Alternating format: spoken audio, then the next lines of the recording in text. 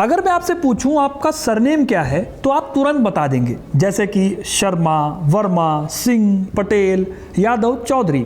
South से हुए तो अय्यर वगैरह वगैरह। लेकिन अगर मैं आपसे पूछूं कि ये सरनेम आए कहाँ से, तो ज़्यादातर आप में से कहेंगे कि ये तो हमारी जाति है, हमारे ख़ानदान से चली आ रही है। लेकिन क्या आप जानते हैं कि ये आपकी जाति या ख़ानदान से चली आ रही चीज़ नहीं है। आपका सरनेम जो आज आपकी पहचान है, जो आपके स्कूल के फॉर्म में भरा जाता है, आपकी शादी के कार्ड पर लिखा जाता है, या जो आपको नौकरी के वक्त अक्सर देखा जाता है, उसकी मौजूदा शक्ल, उसका परमानेंट रूप 150 साल पुराना भी नहीं है। इन सब के पीछे है एक अंग्रेज ऑफिसर जिसने भारत के लाखों लोगों को एक कागज़ पर बांटने के लिए उनके सिरों और नाक को नापा था। जी हाँ, सही सुना आपने, सिर और नाक नापे गए थे इस काम के लिए। लेकिन क्यों और कैसे? क्या अंग्रेज़ों से आने के पहले हमारे देश में सरनेम नहीं होते थे, या अकबर और औरंगज़ेब के दौर में हमें कोई नया सरनेम नहीं मिला? आज मैं आपको बताऊंगा हमारे देश के सरनेम्स की पूरी कहानी। कैसे अंग्रेज़ों ने टैक्स वसूलने के लिए एक सिस्टम बनाया और इस सिस्टम से देश के करोड़ों लोगों की पहचान हमेशा के लिए बदल गई, और इसका असर आज भी आपके, मेरे, हम सब के सरनेम में ज़िंदा है। तो वीडियो को पूरा देखिएगा, क्योंकि अपना इतिहास नहीं जानोगे तो खुद को कैसे पहचानोगे। आज के टाइम में आप बहुत सारे लोगों को देखोगे जो किसी के सिर्फ फर्स्ट नेम से सेटिस्फाई नहीं होते, उन्हें आगे का टाइटल यानी उसका सरनेम चाहिए होता है। ऐसा इसलिए क्योंकि हम सभी के सबकॉन्शियस माइंड की प्रोग्रामिंग ही ऐसी है कि हमें सामने वाले को एक खांचे में फिट करना है। आज के टाइम में सरनेम सिर्फ एक नाम नहीं, एक पूरा इनविजिबल बायोडेटा है। आप किसी बड़े शहर में किराए का मकान ढूंढने जाइए, ब्रोकर या मकान मालिक ट्राई करेगा कि आप उसको अपना सरनेम बता दें किसी भी तरीके से, क्योंकि सरनेम ये तय करता है कि आप शाकाहारी हैं या मांसाहारी हैं, या आपको मकान मिलेगा भी या नहीं। मैट्रिमोनी साइट्स को देख लीजिए, वहाँ इंसान की शक्ल, उसके शौक या नौकरी कई बार बहुत बाद में देखे जाते हैं। सबसे पहले जो चीज़ देखी जाती है वो है सरनेम और गोत्र, जो एक फिल्टर की तरह लगे होते हैं। अब सबसे पहले समझते हैं कि भारत में अंग्रेज़ों के आने से पहले सरनेम का सिस्टम चलता कैसे था, लोग पहचाने कैसे जाते थे। तो भारत में ज़्यादातर सरनेम जैसी कोई पक्की या परमानेंट आइडेंटिटी इन जनरल नहीं होती थी। आप कबीर का नाम लीजिए, तुलसीदास को देखिए, चाणक्य को लीजिए, इन सब में आपको एक ही नाम मिलेगा। यहाँ कोई लास्ट नेम या सरनेम आपको देखने को नहीं मिलेगा। यहाँ तक कि सम्राट अशोक के अपने शिलालेखों में उन्हें ज़्यादातर देवनाम पीर पीदस्सी कहा गया, यानी कोई वंश सूचक नाम नहीं लिखा गया। तब पहचान लास्ट नेम से ज़्यादा गांव या इलाके से बनती थी, जैसे फलाना गांव का रामू, या फिर आदमी के पेशे से भी पहचान बनती थी, जैसे सोना बनाने वाला आदमी सुनार कहलाता था। ऐसे ही पिता के नाम से भी बेटे को अक्सर जाना जाता था। इन सब में भी कुछ टाइटल पहले से ही मौजूद थे, जैसे शर्मा अक्सर पुजारी के लिए इस्तेमाल होता था, पटेल गांव के मुखिया के लिए इस्तेमाल होता था, चर्मकार चमड़े का काम करने वाले लोगों के लिए इस्तेमाल होता था। ये टाइटल जाति और पेशे से जुड़े ज़रूर थे, लेकिन ये फिक्स्ड, सरकारी या हमेशा के लिए चिपकाए गए लेबल नहीं थे। एक इलाके में जो टाइटल चलता था, दूसरे इलाके में वही टाइटल मायने कई बार नहीं रखता था। तो सवाल ये नहीं है कि क्या अंग्रेज़ों ने सरनेम बनाए, सवाल ये है कि अंग्रेज़ों ने इस बदलती व्यवस्था का क्या किया। हालांकि ये सिस्टम इतना भी फ्लेक्सिबल नहीं था, जैसा कि मैंने आपको बताया। यहाँ पर ये बात आपको समझने की ज़रूरत है। अंग्रेज़ों के आने से पहले ही भारत में गोत्रा सिस्टम चलता था। ये एक परमानेंट और ना बदलने वाली वंशावली के ट्रैकर की तरह काम करती थी। जैसे जो सो कॉल्ड सवर्ण जातियाँ थीं, उनके गोत्र आज के सरनेम की तरह ही काम करते थे, जैसे भरद्वाज, जो एक गोत्र भी है और सरनेम भी है। ये गोत्रा सिस्टम बहुत सख्ती से डिसाइड करता है कि कौन किससे शादी कर सकता है और समाज में किसकी क्या हैसियत है। 1674 में जब शिवाजी महाराज का राज्याभिषेक हुआ तो उनकी पहचान सिर्फ शिवाजी राजे तक लिमिटेड नहीं थी। उनके राज्याभिषेक के लिए बाकायदा काशी से गागा भट्ट को बुलाया गया, जिन्होंने डॉक्यूमेंट्स के बेसिस पर उनके भोसले कुल और मेवाड़ के सिसोदिया राजपूत वंश से तार जोड़े। यानी उस दौर में भी सत्ता और सम्मान पाने के लिए कुल, गोत्र और वंश का पक्का होना सबसे ज़रूरी शर्त थी। पहचान हवा हवाई या सिर्फ फ्लेक्सिबल नहीं थी, बल्कि वो वंशावलियों के बहुत ही स्ट्रिक्ट नियमों से बंधी हुई थी। लेकिन यहाँ भी सरनेम या उपनाम, और वो भी जाति सूचक, ये चीज़ें परमानेंट नहीं थी, क्योंकि उसकी ज़रूरत पड़ती ही नहीं थी। ये पूरी कहानी बदलती है जब अंग्रेज भारत की राजनीति और भारत के समाज में दाखिल होते हैं। 1857 की क्रांति के बाद भारत सीधे सीधे ब्रिटिश ताज के अंदर आ गया। अब अंग्रेजों के सामने एक बड़ा चैलेंज था। करोड़ों लोग थे, इतने बड़े और इतने डाइवर्स देश का प्रशासन आखिर कैसे चलाया जाए, टैक्स कैसे वसूला जाए, लॉ एंड ऑर्डर कैसे मेंटेन किया जाए। इसका जवाब था सेंसस यानी जनगणना। 1871-72 में पहली बड़ी जनगणना होती है हमारे देश में, और इसका मकसद सिर्फ गिनती करना नहीं था, मकसद था हर इंसान को एक कैटेगरी में ढालना। इस जनगणना के आधार पर जाति, धर्म, पेशा सब कुछ कागज पर दर्ज होना था, लेकिन इसमें कुछ खास कामयाबी मिली नहीं और सरनेम को लेकर कुछ खास बदलाव नहीं हुआ। जो कुछ जैसे था वो वैसे ही चलता रहा। अभी सरनेम की इस कहानी का बड़ा मोड़ थोड़ी दूर था। इसके बाद 1881 में पहली बार पूरे ब्रिटिश भारत में समकालिक जनगणना हुई, और अब असली ट्विस्ट जब हर परिवार को एक फॉर्म भरना था, एक कॉलम में सरनेम लिखना था। तो जो टाइटल पहले पेशे या इलाके के हिसाब से बदलते रहते थे वो अब हमेशा के लिए फ्रीज करने की कोशिश हो रही थी। एक और दिलचस्प बात है, ज़्यादातर इंडियंस के लिए फर्स्ट नेम प्लस सरनेम वाला यही वेस्टर्न ढांचा जो था वो नया भी था। पहले लोग सिर्फ एक नाम से जाने जाते थे, पूरा और कंप्लीट नेम, जो अपने आप में काफ़ी होता था। अंग्रेज़ों के फॉर्म बेस्ड सिस्टम ने ही सबको एक फैमिली लास्ट नेम रखने पर मजबूर किया। लेकिन यह भी सबसे बड़ा बदलाव नहीं था। अभी हमारे और आपके सरनेम में एक स्थायीपन नहीं आया था। अंग्रेज़ों ने ये सब तो तय कर लिया, लेकिन सरनेम का बेसिस क्या होगा, इसका कोई फॉर्मूला वो अभी भी बना नहीं पाए थे। और इसके लिए आता है एक ऐसा नाम जो इस कहानी का असली विलेन है, हर्बर्ट होप रिजले।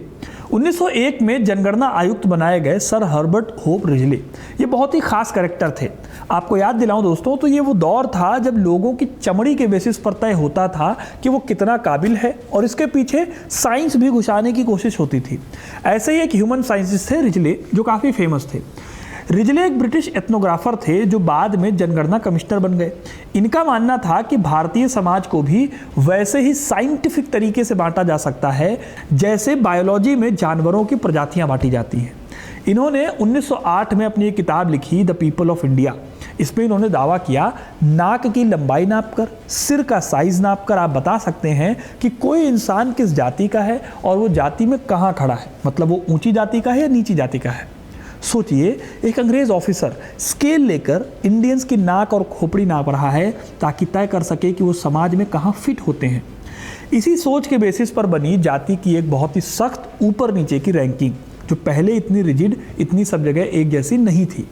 और अब यहाँ आता है असली ट्विस्ट, जब हर परिवार को एक फॉर्म भरना था, एक कॉलम में सरनेम लिखना था। तो जो टाइटल पहले पेशे या इलाके के हिसाब से बदलते रहते थे वो अब हमेशा के लिए फ्रीज हो गए। लेकिन असली सवाल अभी भी ये था कि सरनेम कैसे तय किए जाए। रिजले ने तय किया कि वो सिर्फ जातियों को नहीं गिनेंगे, बल्कि उन्हें इस तरह भी रैंक करेंगे कि सोसाइटी में उनकी हैसियत क्या है। कहने का मतलब ये है कि लिस्ट ऐसे बनानी है कि पता रहे कि जो समाज में ज़्यादा ताकत रखता है वो ऊपर रहे और कम ताकत वाला नीचे रहे।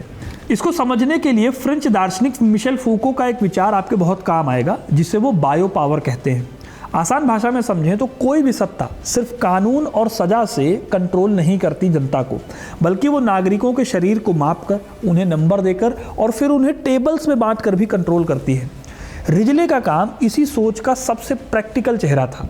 उन्होंने और उनकी टीम ने हजारों इंडियंस की नाक की चौड़ाई यानी नेजल इंडेक्स और सिर का आकार नापा, ये दावा करते हुए कि ये जातीय ऊंच नीच का साइंटिफिक एविडेंस है।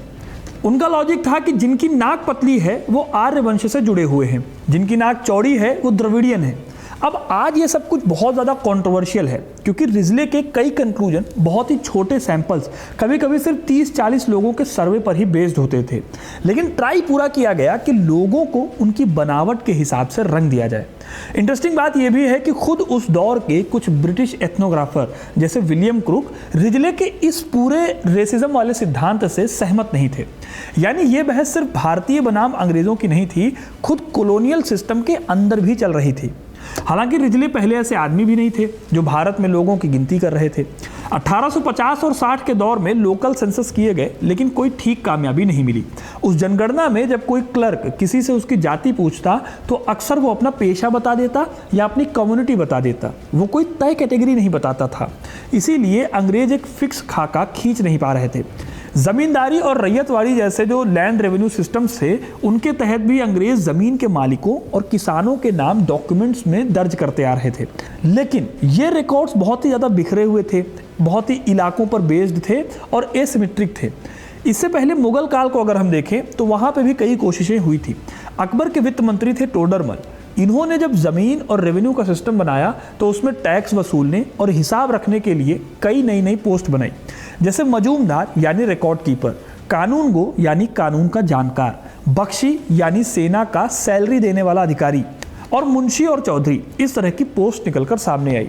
शुरुआत में ये सिर्फ सरकारी नौकरियां थी, ये कोई सरनेम नहीं थे, लेकिन पीढ़ियों तक एक ही काम करते करते ये सारी पोस्ट इन परिवारों की परमानेंट पहचान बन गए। इस्लामी समाज में भी सरनेम का एक बहुत ही स्ट्रिक्ट वर्गीकरण मौजूद था, जिसे अशरफिया सिस्टम कहा जाता है। यहाँ समाज दो हिस्सों में बटा था। अशरफ यानी विदेशी मूल के लोग जैसे सैयद, शेख, पठान या मुगल, और अजलाफ या अरजाल यानी लोकल और कन्वर्टेड लोग जैसे अंसारी या मंसूरी। हालांकि ये सिस्टम भी पूरी तरह से ब्लैक एंड वाइट नहीं था, एक्चुअली कुछ भी ब्लैक एंड वाइट होता नहीं है।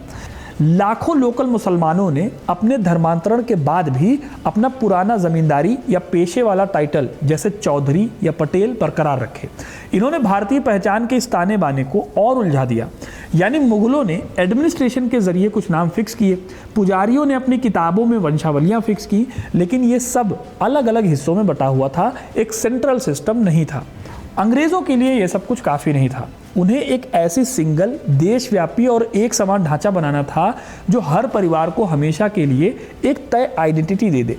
वही काम आगे चलकर जनगणना ने किया, यानी भारत का सामाजिक ढांचा जो सदियों से लोकल, लचीला और बदलता रहता था, अंग्रेज़ों के हाथ एक परमानेंट फाइलिंग सिस्टम में बदल गया और इंसान की पहचान अब उसकी मेहनत या हुनर से नहीं, एक कॉलम में लिखे शब्द से तय होने लगी। और यहीं से वो सरनेम बनने शुरू हुए जो आज भी हमारे आसपास घूम रहे हैं। जो मिट्टी के बर्तन बनाता उसे संस्कृत के कुंभकार से कुम्हार लिख दिया गया, जो लोहे का काम करता वो लोहार बन गया, जो तेल पेरता और तेल बेचता वो तेली कहलाया, सोना चांदी का काम करने वाला सोनार या सोनी बना, कपड़े धोने वाला धोबी, बाल काटने वाला नाई और बाग बगीचे खेती का काम करने वाला माली। ये सारे नाम पहले से मौजूद तो थे। गांव में कोई खुद को कुम्हार या लोहार बोल भी लेता था, लेकिन ये सिर्फ बोल चाल का तरीका था, ये कोई पक्का दर्ज सरनेम नहीं था। जनगणना के क्लर्क्स ने इन्हीं ढीले ढाले पेशा नामों को उठाया, हर परिवार के आगे एक फिक्स और स्पेलिंग तक फिक्स की गई और उसे एक कैटेगरी की तरह चस्पा कर दिया और यही कैटेगरी आगे चलकर एक परमानेंट सरनेम बन गई। भले ही परिवार अगली पीढ़ी में वो काम करना छोड़ दे, लेकिन ये सरनेम लगा रहा। जो सुनार कल कहीं और जाकर खेती करने लगे, उनका बेटा भी सुनार सरनेम के साथ दर्ज हो गया या सोनी सरनेम के साथ दर्ज हो गया। जो टाइटल कभी सिर्फ ये बताता था कि मेरे दादा का काम क्या था, वो अब एक सरकारी, एक वंशानुगत और कभी ना बदलने वाला जाति चिन्ह बन गया। स्कूल के रजिस्टर में, ज़मीन के कागजात में और बाद में राशन कार्ड और वोटर लिस्ट में। यही वजह है कि आज कोई सोनी सरनेम वाला बंदा सॉफ्टवेयर इंजीनियर हो सकता है और कोई लोहार वकील, पर सरनेम वही पुराना पेशा टैग ढो रहा है। और उसके पीछे असली काम रिजले ने किया था, जिसने रेसिज्म को अपनी थ्योरी का आधार बनाया, जिसके बारे में मैंने थोड़ी देर पहले आपको बताया था। अब ये सब हो कैसे रहा था, ये समझाने के लिए मैं आपको 5 अलग अलग सरनेम्स की कहानी बताता हूँ। देश के 5 अलग अलग कोनों से ये सरनेम्स हैं, जिन्हें देखकर आप पता कर पाएंगे कि ये पूरा पैटर्न सिर्फ एक इलाके तक लिमिटेड नहीं था। जैसे पहला सरनेम जो है वो सबसे पॉपुलर है शर्मा।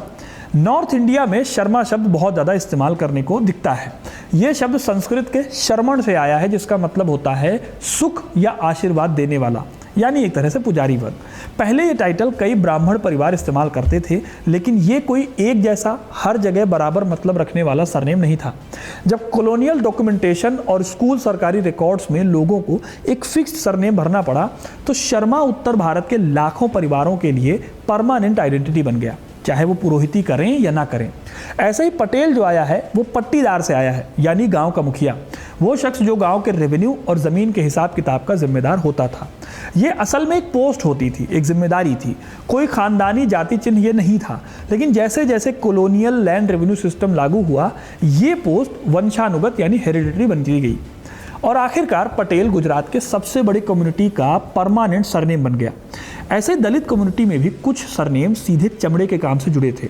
कॉलोनियल दौर में जब जाति आधारित भेदभाव और गहरा हुआ तो कई परिवारों ने ईसाई धर्म, बौद्ध धर्म या दूसरे धर्मों में जाकर नए सरनेम अपनाए ताकि इस थोपे हुए लेबल से बच सकें। ये दिखाता है कि सरनेम सिर्फ पहचान नहीं था, ये कभी कभी शोषण के चलते एक बोझ भी बन गया जिससे लोग बचना चाहते थे।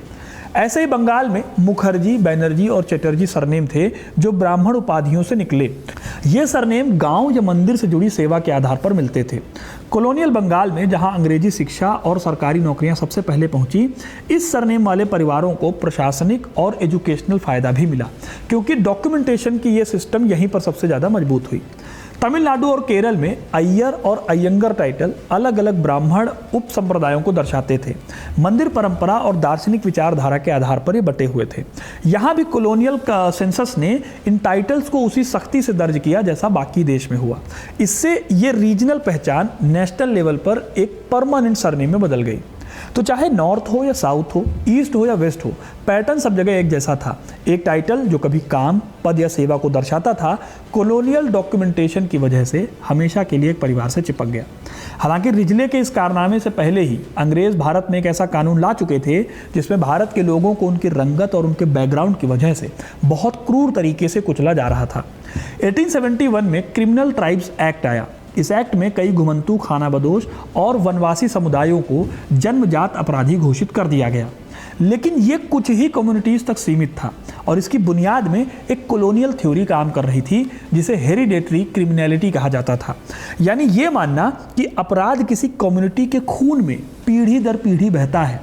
जिन समुदायों की जीवन शैली घुमंतू थी, जिनका कोई तय पेशा या ठिकाना नहीं था, अंग्रेज प्रशासन को वो संदिग्ध लगते थे और उनकी ये गैर दस्तावेजी पहचान इस शक को और पुख्ता करती थी। यानी सरनेम या दस्तावेज की गैर मौजूदगी अकेला कारण नहीं थी, बल्कि इस बड़े नस्लीय प्रशासनिक शक का एक लक्षण भर भी थी। इस एक्ट के चलते उन्हें कई दिक्कतों का भी सामना करना पड़ा, जैसे कि कुछ तय बस्तियों में रहना पड़ा, रेगुलरली पुलिस में हाजिरी देना पड़ा और आने जाने पर स्ट्रिक्ट रेस्ट्रिक्शन लगे। इस निगरानी से बचने का एक अकेला रास्ता यही था कि ये कम्युनिटीज़ खुद को किसी एक परमानेंट और डॉक्यूमेंटेड पहचान में ढाल लें।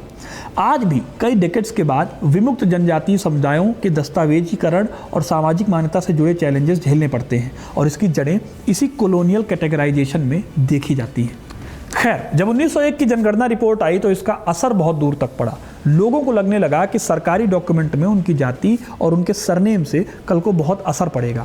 उनकी नौकरी, उनकी एजुकेशन और उनके सेना में भर्ती होने के जो चांसेस हैं उन पर भी असर पड़ेगा। इसके जवाब में एक अजीब सी सोशल टेंशन शुरू हुई। कई अलग अलग कम्युनिटीज़ ने अपनी याचिकाएं भेजी। इसमें कहा गया कि उन्हें सेंसस की लिस्ट में ऊंची हैसियत पर रखा जाए। कुछ समुदायों ने खुद को क्षत्रिय या ब्राह्मण घोषित कराने के लिए पुराने रीति रिवाज बदले, नए सरनेम अपनाए, यहाँ तक कि अपने पूर्वजों की इमेजिनरी वंशावलियाँ भी गढ़ी ताकि उनके डॉक्यूमेंट में उनकी हालत सही दिख सके। सोशियोलॉजी में इसे संस्कृतिकरण या संस्कृटाइजेशन कहा जाता है। इसका एक एग्जाम्पल मिलता है साउथ में भारत के मद्रास प्रेसिडेंसी से। यहाँ एक कम्युनिटी थी, शानार कम्युनिटी। ये लोग मेनली ताड़ी निकालने का काम करते थे। इन लोगों को सोशल हैसियत में काफ़ी नीचे रखा जाता था, लेकिन जब जनगणना में जातियों की रैंकिंग शुरू हुई तो इस कम्युनिटी ने खुद को क्षत्रिय साबित करने के लिए ज़बरदस्त अभियान चलाया। इन्होंने अपनी पुरानी वंशावलियाँ खोजी और दावा किया कि वो असल में प्राचीन पांड्य राजाओं के वंशज हैं। 1891 और 1901 की जनगणना आते आते इस कम्युनिटी के अंदर एक बहुत ही ऑर्गेनाइज्ड मूवमेंट खड़ा हो चुका था। अब ये लोग खुद को शानार की जगह नाडार कहलवाने की मांग कर रहे थे। हालांकि गवर्नमेंट डॉक्यूमेंट्स में अभी भी पुराना ही नाम दर्ज होता रहा था। असली मोड़ आया 1921 में, जब नाडार महाजन संघ ने बाकायदा एक याचिका दायर की और जनगणना अधीक्षक से मुलाकात के लिए एक कमेटी बनाई। प्रेशर इतना असरदार रहा कि 1921 में ब्रिटिश प्रशासन को आधिकारिक तौर पर शानार की जगह नाडार दर्ज करना पड़ा। दूसरा एग्जाम्पल नॉर्थ के कुर्मी समुदाय का है। ट्रेडिशनल तरीके से ये लोग एक खेतिहर कम्युनिटी से थे। 1901 में हर्बर्ट रिजले ने जब जातियों की हैसियत के आधार पर लिस्ट बनाई तो इसके जवाब में 1910 में ऑल इंडिया कुर्मी क्षत्रिय महासभा का गठन हुआ। सरकारी कागजों में क्षत्रिय का दर्जा हासिल करने के लिए कई कुर्मी परिवारों ने रातों रात अपनी लाइफस्टाइल बदल दी। उन्होंने ब्राह्मणों की तरह जनेऊ पहनना शुरू कर दिया और पुराने नामों को हटाकर वर्मा और सिंह जैसे सरनेम अपना लिए। अब ये चीज़ सिर्फ कुर्मियों तक लिमिटेड नहीं थी, बल्कि अहीर और कोयरी समुदायों ने भी जनगणना अधिकारियों के पास इसी तरह की क्षत्रिय पहचान की याचिकाएं लगाईं। खैर, ये तो हो गई कहानी सरनेम की। 1947 में अंग्रेज चले गए, लेकिन जो डॉक्यूमेंट का ढांचा उन्होंने खड़ा किया वो भारत की आज़ाद लोकतांत्रिक सिस्टम का भी हिस्सा बन गया। आज़ादी के बाद अनुसूचित जातियों, जनजातियों और बाद में ओबीसी यानी अन्य पिछड़ा वर्ग के लिए जो आरक्षण की पॉलिसीज़ बनी वो बड़े पैमाने पर 1931 और उससे पहले की कॉलोनियल सेंसस के डॉक्यूमेंट्स पर बेस्ड थी। ये एक बहुत बड़ा विरोधाभास है। जिस वर्गीकरण को ख़त्म करना था उसी को सामाजिक न्याय का औजार भी बनाना पड़ा, क्योंकि जो मौजूदा ढांचा था या मौजूदा जो डेटा था वो उसी ढांचे में मौजूद थे। यानी आज भी जब कोई सरकारी फॉर्म आपकी जाति या कैटेगरी पूछता है, वो प्रोसेस चाहे उसका मकसद कितना भी अच्छा क्यों ना हो, वो उसी पुराने वर्गीकरण के ढांचे से गुजर कर आती है। अब यहाँ एक बड़ा सवाल उठता है जिस पर इतिहासकार दशकों से बटे हुए हैं, और इस सवाल को आसान भाषा में समझें तो ये है कि क्या अंग्रेज़ों ने जाति और सरनेम को जीरो से गढ़ा या सिर्फ पहले से मौजूद चीज़ को कागज़ पर उतारा। फ्रेंच सोशियोलॉजिस्ट लुई ड्यूमा का मानना था कि भारत में जातिगत हायरार्की एक बहुत पुरानी आइडियोलॉजिकल स्ट्रक्चर है। इसे मनुस्मृति जैसे ग्रंथों ने सैद्धांतिक आधार दिया और ब्रिटिश सेंसस के ऑफिसर्स ने मेनली इसका रिकॉर्ड भर रखा। लेकिन 20वीं सदी के आखिरी दशकों में उत्तर औपनिवेशिक इतिहासकारों ने इसे यानी पोस्ट कॉलोनियल हिस्टोरियंस ने इसे बहुत सीरियस चैलेंज दिया। इतिहासकार निकोलस डर्क्स अपनी किताब कॉस्ट ऑफ माइंड में तर्क देते हैं कि आधुनिक जाति व्यवस्था जिस कठोर अखिल भारतीय रूप में आज दिखती है वो प्राचीन भारत की सीधी विरासत नहीं बल्कि औपनिवेशिक प्रशासन और वर्गीकरण से आकार पाती है। मानव विज्ञानी बर्नार्ड कोहन ने अपनी रिसर्च में दिखाया कि जनगणना ने सिर्फ आबादी नहीं गिनी बल्कि एक नए सोशल स्ट्रक्चर को कागज़ पर गढ़ा। समकालीन इतिहासकार सूजन बेली इन दोनों के बीच में एक बैलेंस नज़रिया रखती हैं। उनके मुताबिक प्री कॉलोनियल भारत में भेदभाव पहले से था, ठीक जैसा कि अंबेडकर के पेशवाकालीन जिक्र से झलकता है। अंग्रेज़ों ने इसे जीरो से नहीं बनाया, लेकिन इसे एक अखिल भारतीय और बहुत ही स्ट्रिक्ट और स्टेट स्पॉन्सर्ड संस्था में बदलने का काम काफ़ी हद तक किया, और ये काम कॉलोनियल जनगणना तंत्र ने किया, यानी जो कॉलोनियल सेंसस हो रहा था वहाँ से। और ये बहस सिर्फ ऊपर से नहीं थोपी गई, कई कम्युनिटीज़ के रिप्रेजेंटेटिव्स ने भी खुद प्रशासन से संपर्क करके अपनी सिचुएशन को बेहतर करने की कोशिश की। यानी ये सत्ता और समाज के बीच एक बहुत ही कॉम्प्लेक्स और दो तरफा बातचीत थी, न पूरी तरह से अंग्रेज़ों की साजिश, न पूरी तरह से सिर्फ एक पुरानी परंपरा। इस पूरे इतिहास के खिलाफ भारत में कई सारे रिएक्शंस भी हुए। 20वीं सदी के मध्य में खास तौर पर तमिलनाडु में पेरियार की लीडरशिप में द्रविड़ आंदोलन ने जाति सूचक सरनेम्स को कॉलोनियल और सोशल ऊंच नीच का प्रतीक माना। इस आंदोलन का असर ये हुआ कि कई लोगों ने अपने नाम से जाति सूचक उपनाम हटाने का फैसला किया। यह इस बात का बहुत बड़ा सबूत है कि समाज के एक हिस्से ने खुद पहचान लिया था कि उनका सरनेम विरासत से ज़्यादा उनके लिए एक बंधन है। तो पूरी कहानी को अगर आसान भाषा में समेटें तो ये किसी एक रंग में रंगी हुई कहानी नहीं है। सरनेम खुद हज़ारों साल पुरानी परंपरा नहीं बल्कि इंसानी समाज के बढ़ने के साथ पैदा हुई एक प्रैक्टिकल ज़रूरत थी जो दुनिया में अलग अलग जगह पर अलग अलग टाइम पर विकसित हुई। भारत में ये ज़रूरत हमेशा से लिक्विड तरीके से होती थी, पेशे, जगह या पद के आधार पर, लेकिन इस लिक्विडिटी को समतावादी समझना एक बड़ी भूल है। अपनी ही जाति में शादी करना हो या फिर जातिगत जो हायरार्की है उसकी जड़ें बहुत गहरी और पुरानी थी जो गोत्रा सिस्टम वगैरह में दिखती हैं। अंग्रेज़ों ने प्लाउडेन की जनगणना प्रपत्रों से लेकर रिजले के नेजल इंडेक्स तक इन सब से पहले पदानुक्रम जो है या हायरार्की जो है बहुत ही कठोर और स्थायी दस्तावेजों के सांचे में था। ऐसा सांचा जिससे बाहर निकलना लगभग नामुमकिन हो गया। तो अगली बार जब आपका सरनेम इंजीनियर या डॉक्टर या पटेल हो या शर्मा या वर्मा हो तो उस नाम के आधार पर कोई आपको किसी खांचे में फिट करने की कोशिश करे तो याद रखिएगा वो अक्सर आपके हज़ारों साल पुराने इतिहास को नहीं बल्कि 125 साल पहले भारत के एक प्रशासनिक रजिस्टर की छाया को पढ़ रहा होता है। अब आपका सरनेम क्या है और आपके परिवार में इसके पीछे की कहानी क्या बताई जाती है कमेंट में ज़रूर बताइए, और कौन सी कहानी आप चाहते हैं कमेंट में ज़रूर बताइएगा। वीडियो को लाइक और शेयर करना ना भूलें, और ऐसे ही तमाम कहानियों के लिए इतिहास से जुड़े रहने के लिए हिस्ट्री कनेक्ट को सब्सक्राइब ज़रूर करें। बहुत बहुत धन्यवाद।